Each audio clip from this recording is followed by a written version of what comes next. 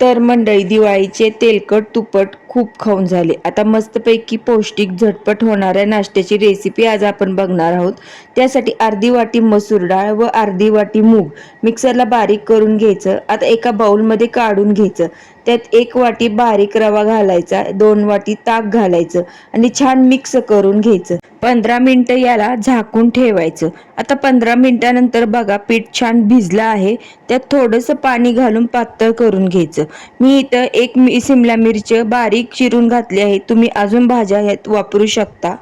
अर्धा चमचा मीठ, थोडेसे कढीपत्त्याचे पानं कट करून घातले आहेत.